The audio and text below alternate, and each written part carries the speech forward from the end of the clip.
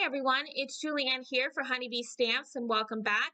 So as promised, I'm going to be taking the Let's Hang Out stamp set, but instead of creating a traditional fall card like I did in my last post, I'm going to be showing you how to create a Halloween inspired card just by changing up the colors that you use in order to color in the images. So I did start off by stamping a bunch of the images from the Let's Hang Out stamp set, and I stamped them all onto a sheet of Express It blending cardstock. And I used some Memento Tuxedo black ink, so that way I could do some Copic coloring. Now when I say all you have to do is change up the colors, so when I created my fall inspired card, I used colors that reminded me of fall. So I used some blues, browns, oranges, some dark, deep magenta colors. But for my Halloween inspired card, I'm going to be going a completely different route, and I'm going to be using traditional Halloween colors. So of course I'm going to be using some oranges, purples, of course some black, and I'm even going to add in some lime green to make my scarecrows look as though they are zombies. So that's what I'm going to be showing you here. So once I finish coloring in both of their faces, I'm then going to move on to coloring in their outfits using those traditional Halloween colors that I talked about earlier.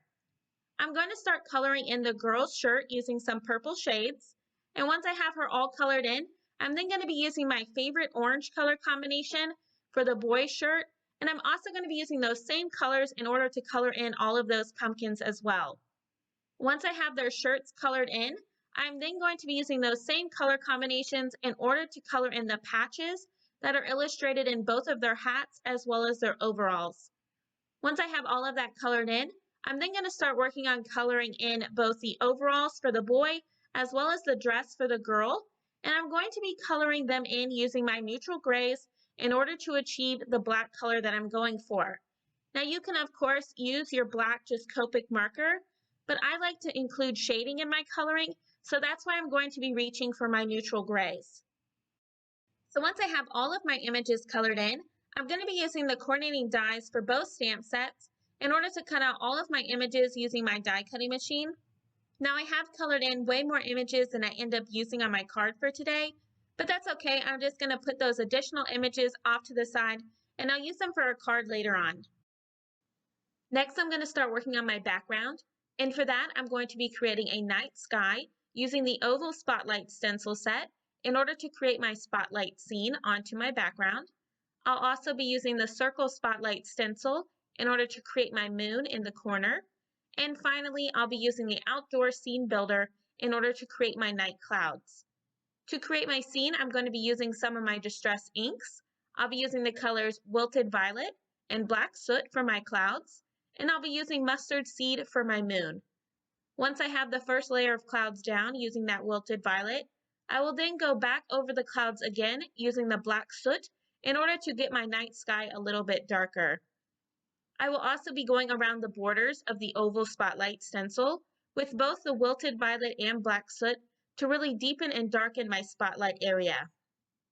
Off camera, I did splatter some Black Soot distress paint as well as some Perfect Pearls throughout my background before removing my oval spotlight stencil, and then I'm just going to set my background off to the side to dry, and then I'll start working on assembling the rest of my card together. Now while I had my background off to the side drying, off camera I used the thin oval frame honey cuts in order to die cut out some black glitter cardstock, and I used one of those in order to add a frame around my scene in order to make sure that my oval spotlight really popped on my card. I also used the grass border die set in order to die cut out 2 different colors of green cardstock in order to create my grass down at the bottom of my scene. I'm going to be adhering both of those down to my background using some liquid adhesive, and then I'm going to start adhering all of those images that I colored in earlier. I'm going to start off by adhering the boy scarecrow to my background first, and I'm going to be adhering him directly to my background using some more of that liquid adhesive. Now I did adhere the girl scarecrow as well, but I decided to pop her up using some foam adhesive instead in order to give my card that little bit of added dimension. Finally, I'm going to be adhering a few of those pumpkins that I colored in earlier, as well as one of the crows down to the bottom of my scene as well, using some more of that foam adhesive. In order to finish off my card, I used the sentiment from the Fabulous Sentiment stamp set in order to stamp out Happy Halloween onto some purple colored cardstock, And I'm going to be adhering that to the bottom of my card front as well. And I'm going to be adhering a few of the star confetti mix sequins throughout my background. And then that's going to complete my Halloween Scarecrow card. I just love how this card turned out. I really enjoyed making this card, and I hope that you enjoyed it as well. Here I'm going to be showing you both of my cards side by side. So we have the fall-inspired one that I created the other week, and now we have my Halloween one that I've created here today. I just love both of them, and I love that I used the same exact stamp set. I've just colored them in completely different to give me two different scenes. Which card do you like better? Let me know down in the comments. I want to thank you all so much for stopping by and spending some time with me. I really do appreciate it. If you liked this video, make sure to give it a thumbs up, as well as subscribe for even more card making ideas. If you're interested in any of the supplies I used today, they will all be listed and linked down below in the description box. And as always, I hope you have a wonderful day. I'll see you next time, and happy crafting!